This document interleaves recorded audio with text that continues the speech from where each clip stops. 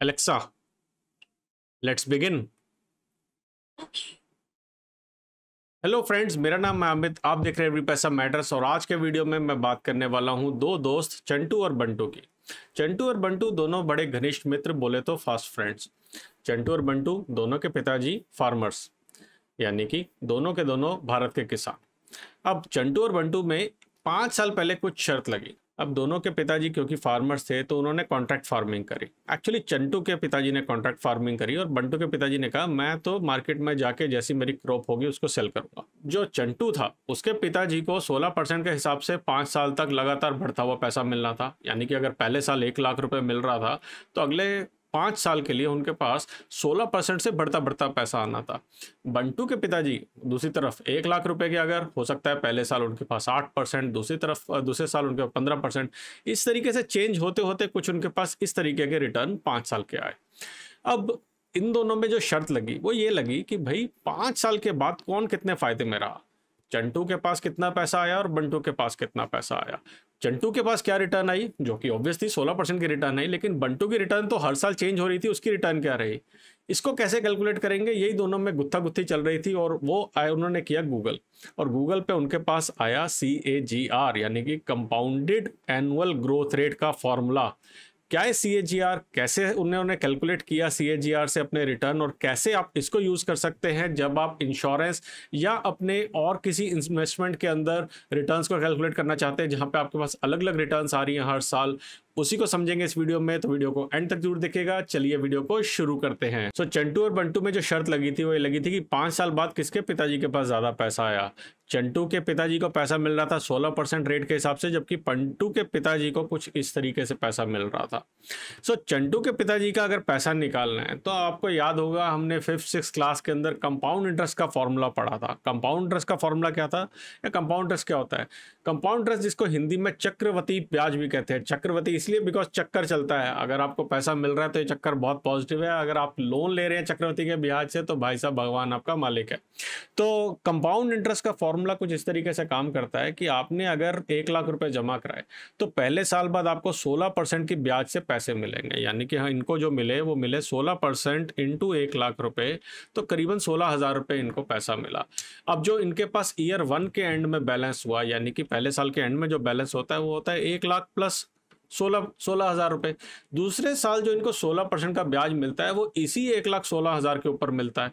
ठीक है, तो उसको कैसे करते हैं, उसको हमने 1,16,000 ले लिया और इसके ऊपर हमने मल्टीप्लाई किया 16% के हिसाब से, तो हमारे पास कुछ इस तरीके से वैल्यू निकल के आती है, यानी कि अगले साल का उनका ब्याज ये आया।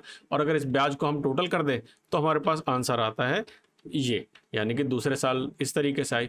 और इसको अगर 5 साल तक ले जाते हैं तो हमारे पास जो रिटर्न आती है या फिर जो अमाउंट आता है, जो कि यहाँ पे सही नहीं आया है, इसको हम डालेंगे, हमने ये मल्टीप्लाई किया था, ओहो ओके, तो इसको डॉलर के $3 करेंगे ताकि इसी वैल्यू को उठाए।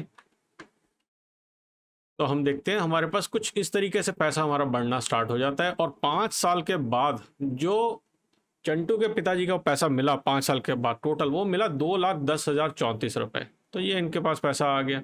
इसको अगर सिंपल बोले कंपाउंड इंटरेस्ट का, तो हमने फॉर्मूला देखा था, is equal to compound interest का फॉर्मूला होता था, या फिर कंपाउंड इंटरेस्ट के बाद जो अमाउंट का फॉर्मूला होता था वो होता था amount is equal to principal into 1 plus R raise to the power n। ध्यान होगा आप लोगों को, ए होता है अमाउंट, मतलब टोटल कितना पैसा आया, पी होता है प्रिंसिपल यानी कि कितना मैंने शुरू में इन्वेस्ट किया था, आर होता है रेट ऑफ रिटर्न मुझे कितना मिल रहा है, और एन होता है कितना टाइम मैंने डाला है। सिंपल हम यहाँ पे ईयर का हिसाब लेंगे, इसको कंफ्यूज नहीं करेंगे। आई एम श्योर कि काफ़ी लोग आप में से मैथ सुन के बोर हो जाते हैं, तो मेरा ऐसी बिल्कुल उम्मीद नहीं रहेगी कि आप इससे बोर हो। बड़ा सिंपल, अगर हम इसको कैलकुलेट करें तो यहाँ पे आप निकाल सकते हैं कि अमाउंट जो आया वो आया, हम यहाँ पे डालते हैं amount is equal to principal क्या था हमारा 1 लाख था, इनटू में हम डालेंगे और ब्रैकेट लगा के करेंगे 1 प्लस रेट हमारा कितना था 16% का रेट था, और रेज टू द पावर। अब रेज टू द पावर कैसे लगता है एक्सेल के अंदर, हमें लगता है कैरेट का सिंबल, शिफ्ट के साथ अगर 6 दबाते हैं तो कैरेट का सिंबल आता है, और यहाँ पे हम लगा देते हैं रेज टू द पावर 5, और आप देखेंगे हमारे पास पैसा एग्जैक्टली यही आ गया, 2,10,034 रुपए हमारे पास आ जाता है, यानी कि करेक्ट चंटू के पिताजी को 2,10,034 10,034 मिले 16% के ब्याज के हिसाब से। बंटू के पिताजी की कैलकुलेशन थोड़ी सी अजीब थी, क्योंकि यहाँ पे इनको हर साल अलग अलग रेट मिल रहा था।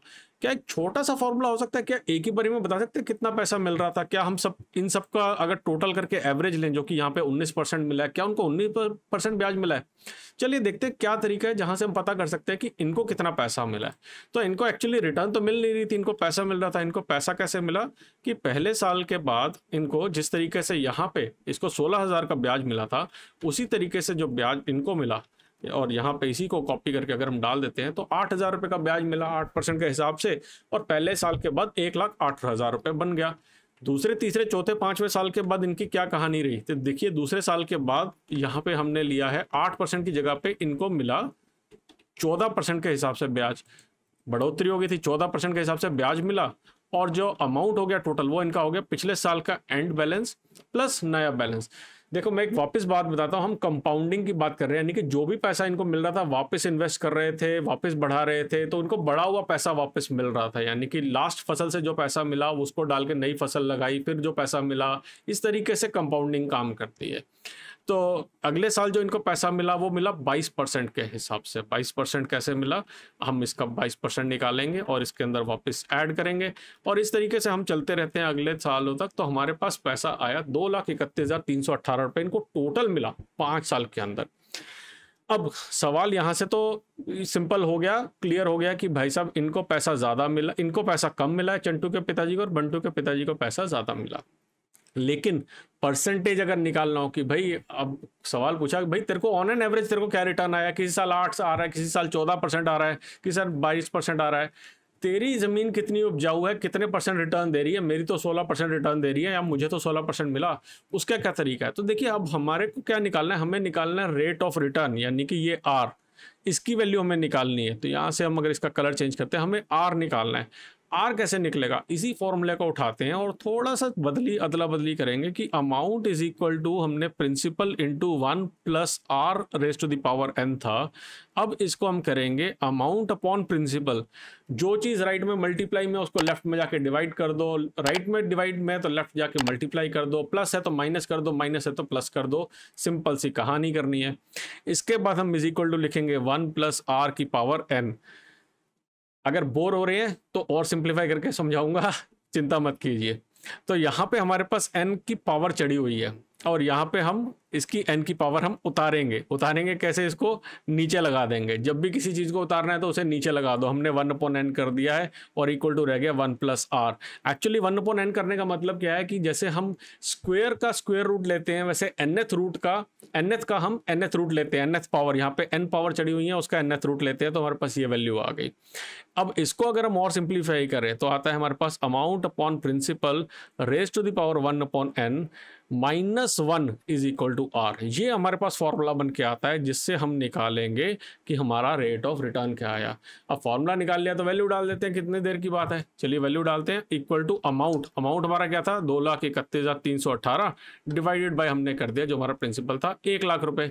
ये हमारे पास वैल्यू आ गई। इसको वैल्यू को उठा के यहाँ लिख देते हैं,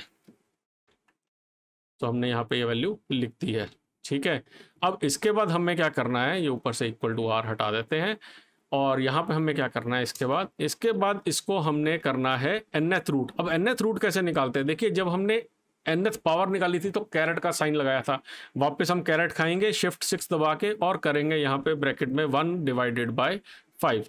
ये हमारे पास वैल्यू आ गई। अब इस पूरे में से हमें 1 को माइनस करना है। देखिए हमने ये चीज़ को निकाल लिया, अब हमें ये माइनस करना है।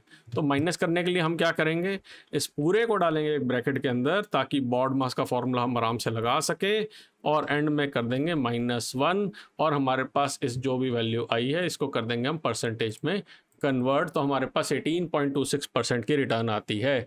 इसे बोलते हैं CAGR, यानी कि कंपाउंडेड एनुअल ग्रोथ रेट।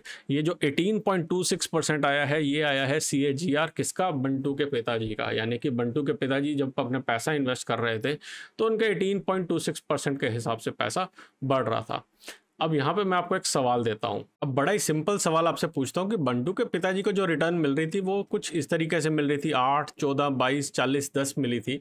अगर आपको ये रिटर्न सेम रिटर्न्स मिलती लेकिन अलग ऑर्डर में मिलती। 14, 8, 40, 10, 22 वही 5 रिटर्न्स लेकिन अलग अलग ऑर्डर में मिली हैं।